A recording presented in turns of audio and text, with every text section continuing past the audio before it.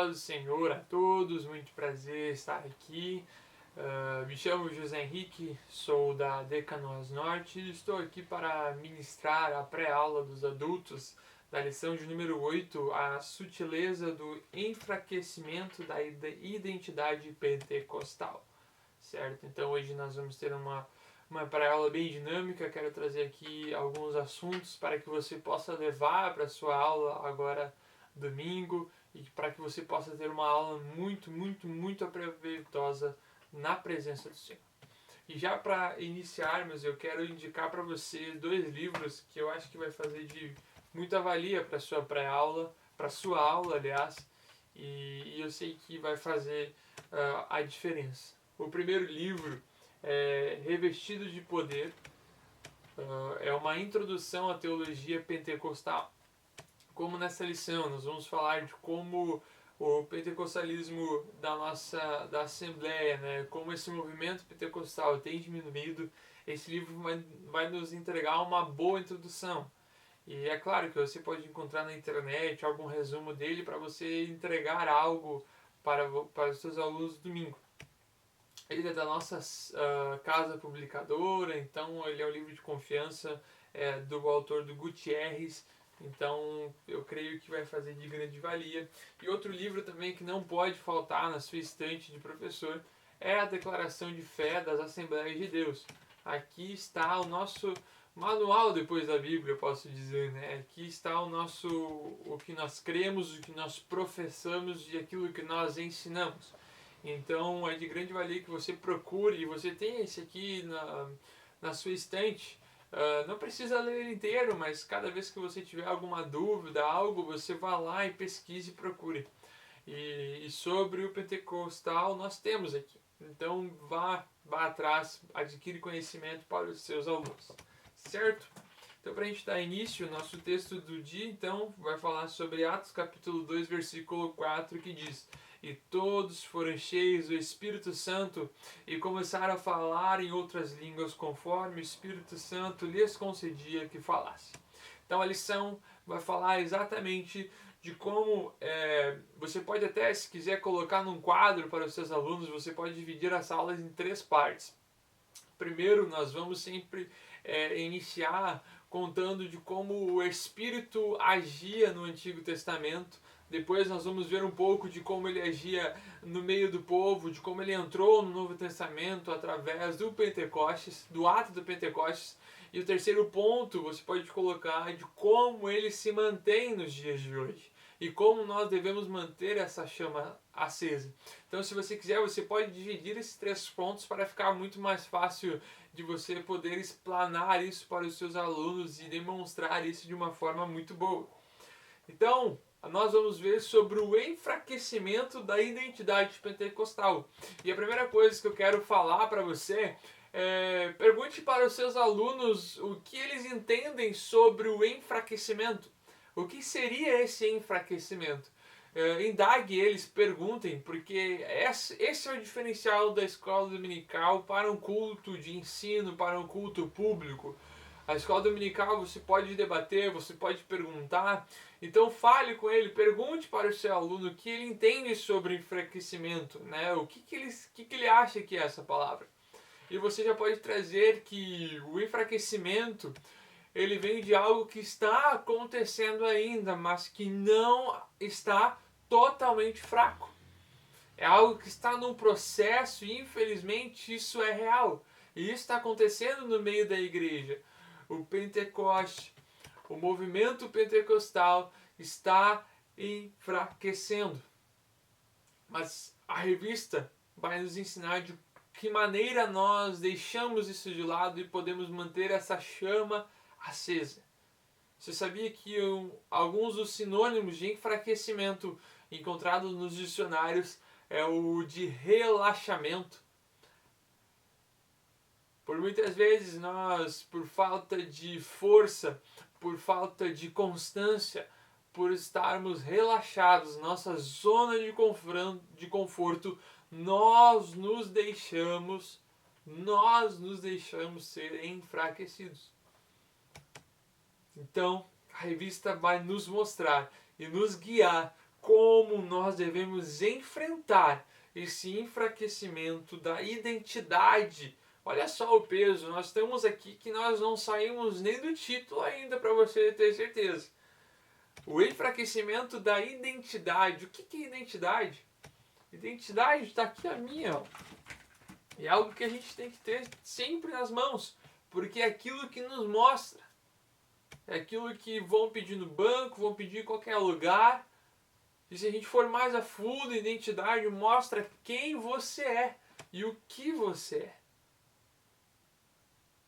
E o enfraquecimento da identidade pentecostal está acontecendo. Olha o perigo disso entrar na igreja.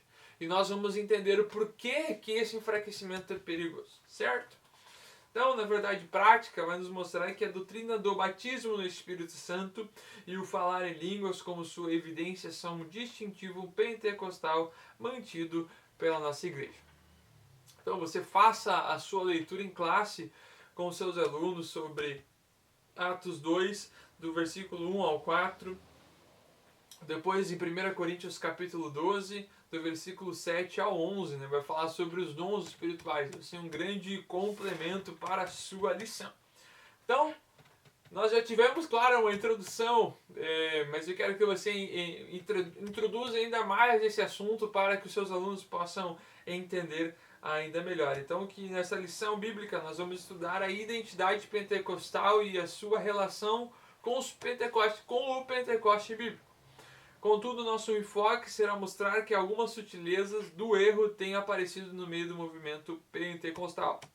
No contexto, então, da nossa igreja, o principal deles está relacionado com a negação, preste atenção, com a negação da atualidade dos dons espirituais, ou seja, um sensacionalismo. Pessoas que acreditam que lá na Bíblia, que na Antiguidade, que onde há registro aqui que nós lemos na Bíblia, lá em Atos 2, ocorreu sim os dons espirituais. Houve o batismo com o Espírito Santo, houve o falar em línguas. Mas essas pessoas hoje em dia, atualmente, elas não creem mais no batismo no Espírito Santo. Elas não creem mais nos dons espirituais. Elas não creem mais no falar em outras línguas, em línguas estranhas. Elas não creem mais nisso. E veja o perigo de uma igreja que não tem os dons espirituais. E aqui nós vamos entrar diretamente na lição e vamos ver como corrigir esse desvio doutrinário. Veja só. Por que a revista está nos trazendo essa palavra desvio? É porque a igreja estava caminhando em um lugar certo, em um momento certo, porém houve alguém, nós vamos estudar aqui um pouco melhor sobre, que se desviou desse caminho, desse caminho doutrinário e fez muita gente perecer. Porque a igreja é sim baseada nos dons espirituais, no enchimento do Espírito Santo, para que nós sejamos cheios dele. O tópico 1, o Pentecoste bíblico, o Espírito prometido. Então nós vamos ver que sim, no Antigo Testamento, o Espírito Santo ele já atuava. Nós vamos ver o exemplo na criação, em que façamos o homem a nossa imagem e semelhança. Isso nos mostra que sim, ali está mostrando como a Trindade já funcionava, Pai, Filho e Espírito Santo. Façamos a nossa imagem e semelhança. Lá em Gênesis também vai dizer que o Espírito pairava por cima das águas. Isso já nos mostra que sim, o Espírito no Antigo Testamento já está. Na vida de Bezaleel, de Gideão, de Jefté, de tantos outros reis, sacerdotes, profetas, em que o Espírito já habitava. Então nós já vemos isso no Antigo Testamento, que pessoas foram escolhidas para obras especiais, obras específicas, e o Espírito Santo ele já havia. Contudo, no Antigo Testamento, havia uma promessa do derramamento desse Espírito Santo sobre todos nós. Sobre todos nós. A promessa não era apenas para o povo que estava lá em Atos em que nós lemos. Não! A promessa é para nós, hoje em dia, nós que estamos aqui. Essa promessa foi relatada e profetizada pelo Joel, lá no seu capítulo 2, versículo 28, em que o Espírito Santo ia descer. E nós vemos isso. No subtópico 2, nós vamos ver que o Espírito Santo derramado, em que o Novo Testamento, entretanto, é que as promessas a respeito então dessa vinda do Espírito Santo têm cumprimento. O profeta Joel, como nós falamos a seguir, ele profetizou esta vinda e esse cumprimento do dia de Pentecostes. E ele foi identificado como o batismo no Espírito Santo, lá em Atos 2, capítulo 2, versículo 1 e 4. E é no Pentecostes que nós observamos que o Espírito é derramado sobre toda a carne, sem distinção de sexo, raça ou idade. Isso mostra a universalização da promessa de Deus. Todos os que creem, e não apenas alguns escolhidos, podem ser revestidos pelo Espírito Santo. Diferentemente do antigo pacto, no qual algumas pessoas, e nós vemos que algumas pessoas eram escolhidas por obras específicas, diferente desse antigo pacto, no qual apenas pessoas especiais tinham o privilégio de serem usadas por Deus no novo pacto. Deus derramou o seu Espírito sobre todo o seu povo. Agora, preste atenção, agora todos poderiam cumprir a missão de proclamar a mensagem de seu reino. E aqui você pode indagar outra pergunta para os seus alunos, de que por que nós recebemos o batismo com o Espírito Santo? De por que nós somos cheios do Espírito Santo? Será que isso é só para... e aqui eu posso até me equivocar um pouco em falar isso, mas será que nós queremos ser cheios do Espírito Santo? Será que nós queremos o batismo com o Espírito Santo? O falar em línguas? Será que nós queremos só isso para uso próprio? Será que nós só queremos isso para encher o nosso próprio ego? De às vezes nos mostrarmos maior e superior do que os outros membros da igreja? E isso é muito errado. Porque a Bíblia vai nos dizer lá em Atos capítulo 1, versículo 8, que nós seríamos cheios e levaríamos a palavra do Senhor, o Evangelho, por Samaria, Jerusalém, até os confins da terra. E é por causa disso que nós somos cheios do Espírito Santo. Não é para nós sermos cheios e ficar parado. O Espírito Santo, e das suas características é o movimento. Um dos nomes que é colocado ao Espírito Santo é o de água. Por quê? Porque a água ela não consegue ficar parada. Vai colocar água aqui em cima do telhado, ela não vai ficar parada lá em cima, ela vai escorrer, porque a água se movimenta. E o Espírito Santo, ele é movimento. Ele não pode ficar parado. E quando você é cheio do Espírito Santo, verdadeiramente você não consegue ficar parado. Você precisa pregar o Evangelho lá no seu trabalho. Você precisa pregar o Evangelho para o seu vizinho. Você precisa pregar o Evangelho em qualquer lugar em que você esteja. Porque você está cheio do Espírito Santo. Então esse é um dos pontos em que esse enfraquecimento da identidade pentecostal começou a entrar no meio da igreja, porque eles usavam o Espírito Santo para consumo próprio e não para levar o Evangelho. Mas se nós, como igreja, nós como corpo de Cristo, cheios do Espírito Santo, usarmos esse dom que Deus nos deu, essa dádiva que o Senhor nos presenteou, para levar o seu amor, para ser cheios e levar a graça e a misericórdia dele. Esse enfraquecimento da nossa identidade pentecostal irá cair por terra e seremos um povo forte e unido novamente. Aleluia. No tópico 2, vamos falar sobre o distintivo pentecostal de nossa igreja. Então, primeiramente, nós falamos um pouco sobre o Antigo Testamento e agora nós já estamos entrando em como o Espírito Santo agia no meio da igreja. Então, o subtópico 1 vai falar sobre a atualidade dos dons espirituais, vai nos situar sobre Agostinho de Hipona, acho que eu estou pronunciando certo, que ele introduziu então na igreja esse erro doutrinário, esse desvio doutrinário de que os dons haviam cessado, que eles eram só para aquela época e que agora eles não agiam mais. E vejamos o perigo disso para a igreja. Porém, os pentecostais, eles não somente creem que os dons estão vigentes na igreja, como os exercem. A nossa igreja, ela emerge na história desta gigantesca explosão do reavivamento dos dons espirituais. Então, o Senhor ainda vai nos mostrar e afirma ainda que o batismo no Espírito Santo, ele vem o revestimento de poder para a vida e serviço, para a concessão dos dons e seu uso no trabalho do ministério. E que essa experiência maravilhosa é distinta de subsequente à experiência do novo nascimento. O subtópico 2, as línguas como evidência.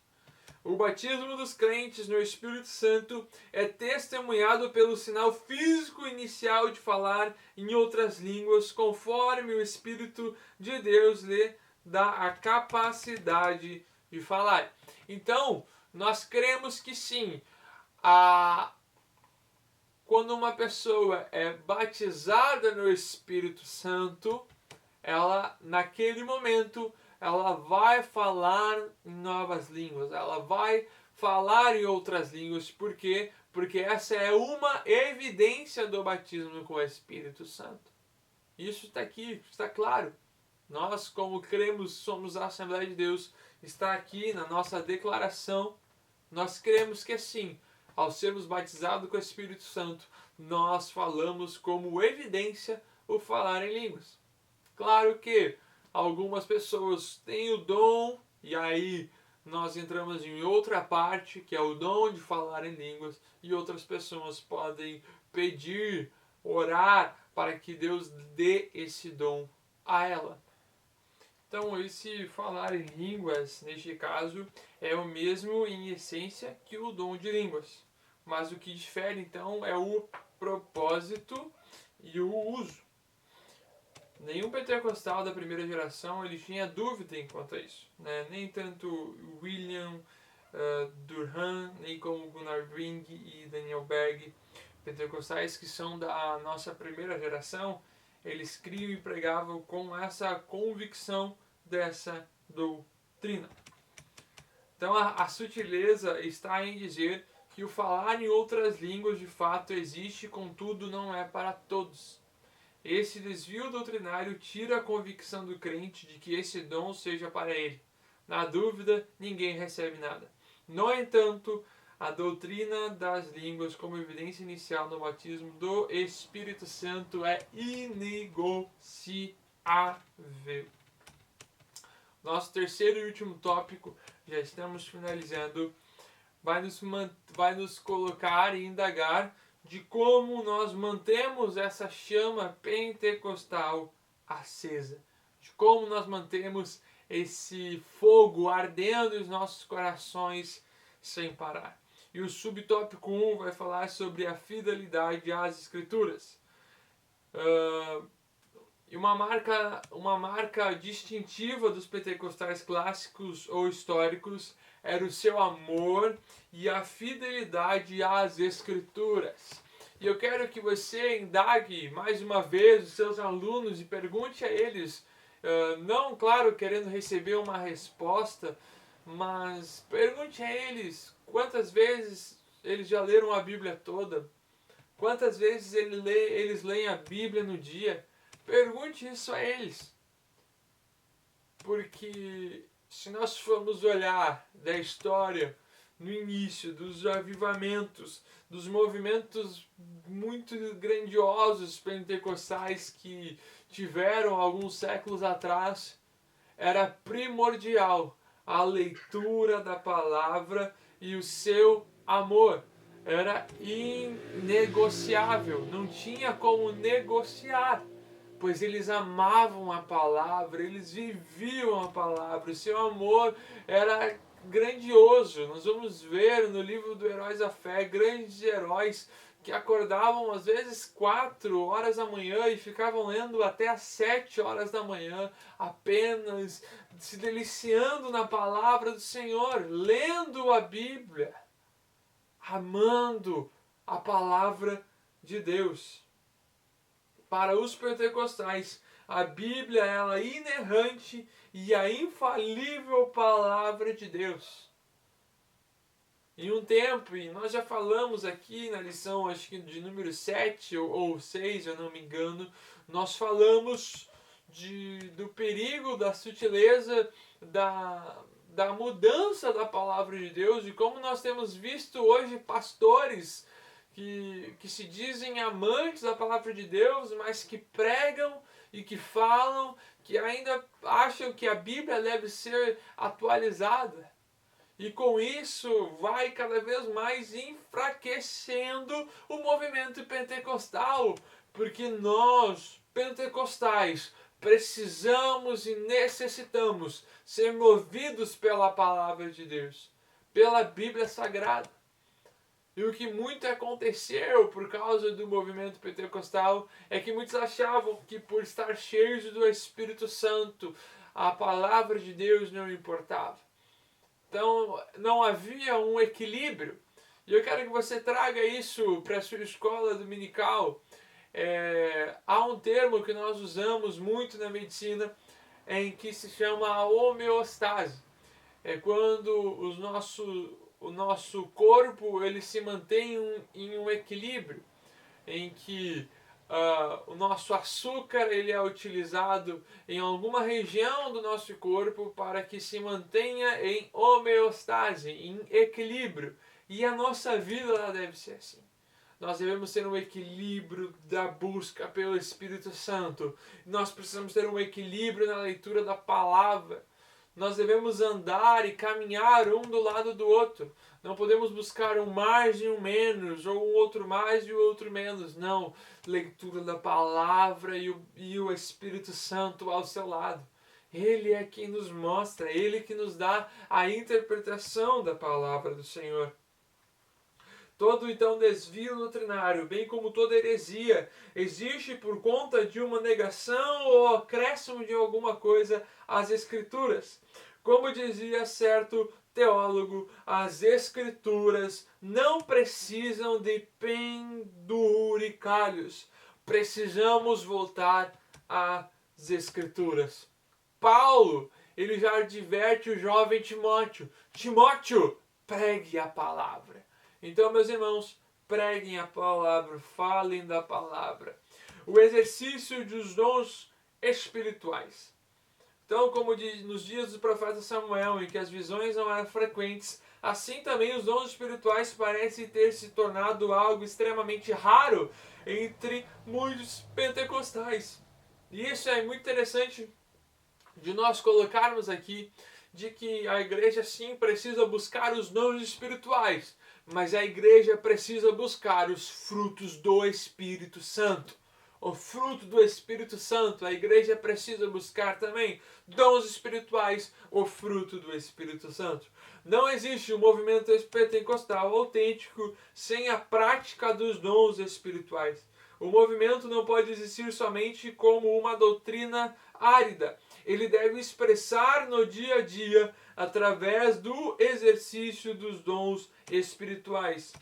O medo de possíveis abusos não serve como desculpa. Não podemos rejeitar as verdadeiras manifestações do Espírito por temer as falsas.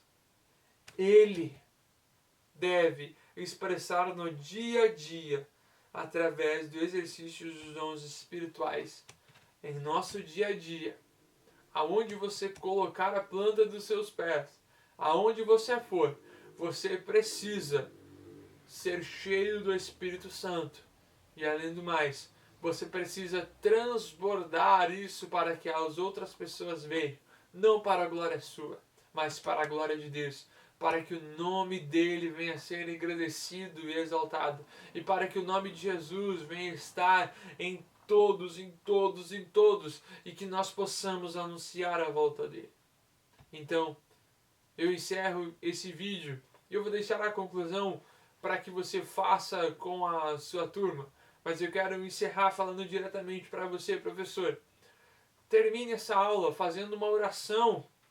Termine essa aula fazendo um pedido para que o Espírito Santo nunca venha se afastar de nós e para que nós possamos continuar na busca inerrante pela palavra de Deus e pelos dons espirituais.